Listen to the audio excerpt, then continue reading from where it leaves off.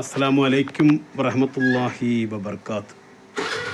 പ്രിയമുള്ളവരെ, പരിശുദ്ധ റമദാനിൽ നമുക്കുള്ള പരിമിതമായിട്ടുള്ള അറിവുകൾ മറ്റുള്ളവരിലേക്ക് നമ്മൾ ഷെയർ ചെയ്യുകയും ആ അമലുകൾ മറ്റുള്ളവർക്ക് ഇബാദത്തുകൾ ചെയ്യുന്നതിന് ഒരു പ്രചോദനമായി തീരുകയും നമ്മൾ നമ്മുടെ കുറവിലേക്ക് നോക്കി ആ കുറവുകൾ പരിഹരിച്ചുകൊണ്ട് മറ്റുള്ളവരെ പരമാവധി നന്മയിലേക്ക് നയിച്ച് നന്മ ഉപദേശിച്ച് തിന്മയെ തടുത്തുകൊണ്ട് മുന്നോട്ട് പോകുന്ന ഒരു ജീവിതശൈലി നമുക്ക് ഉണ്ടാകുമ്പോൾ തീർച്ചയായിട്ടും നമുക്ക് നമ്മുടെ ജീവിതത്തിൽ തെറ്റുകൾ സംഭവിക്കാതെ കാത്തു സൂക്ഷിക്കാൻ സാധിക്കും.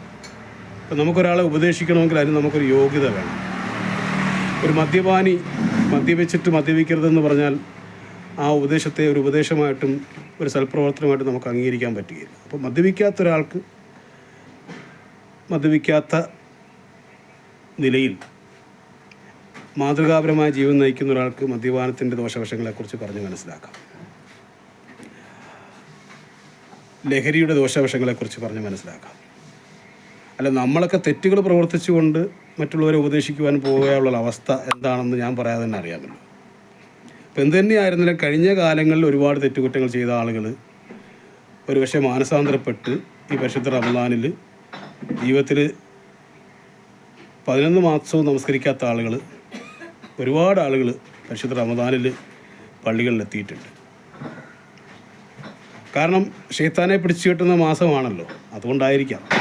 എന്തു തന്നെയായിരുന്നാലും ആ ഒരു മാസം കഴിഞ്ഞിട്ട് നോയമ്പ് പിടിച്ച് 5 നേരം നമസ്കരിച്ച് തക്കയോടുകൂടി ആ ഒരു മാസം കഴിഞ്ഞ് കൂടിയിട്ട് പെരുന്നാളിൻ്റെ അന്ന് പോയി കള്ളു കുടിക്കുന്ന ആൾക്കാരുമുണ്ട്. അപ്പം അങ്ങനെയുള്ള ആൾക്കാർക്ക് ഈ നോയമ്പ് ചെയ്തതിൻ്റെ പുണ്യം കിട്ടുമോ? ഒരിക്കലും കിട്ടുകയില്ല. അപ്പോൾ നമ്മൾ തൗബ ചെയ്തുകൊണ്ട് ഇനി ഒരിക്കലും നമ്മൾ ആ തെറ്റുകളിലേക്ക് പോവുകയില്ല.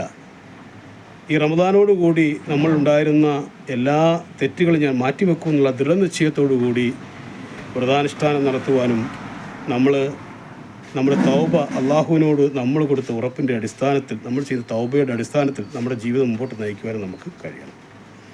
കൊടുക്കൽ വാങ്ങലിലായാലും കുടുംബ ബന്ധങ്ങളെ ചേർത്ത് പിടിക്കുന്ന കാര്യത്തിലായാലും സമൂഹത്തിൽ നമ്മൾ ഇടപഴകുന്ന കാര്യത്തിലായാലും ഒക്കെ നമുക്ക് നമ്മുടേതായ അള്ളാഹു റസൂൽ കാട്ടിത്തന്ന ഒരു മാതൃകയുണ്ട്, ഒരു ശൈലിയുണ്ട്.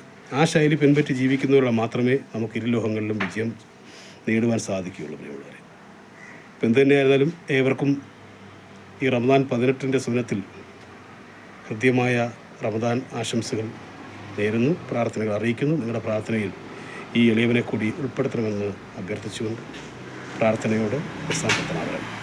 Thank you.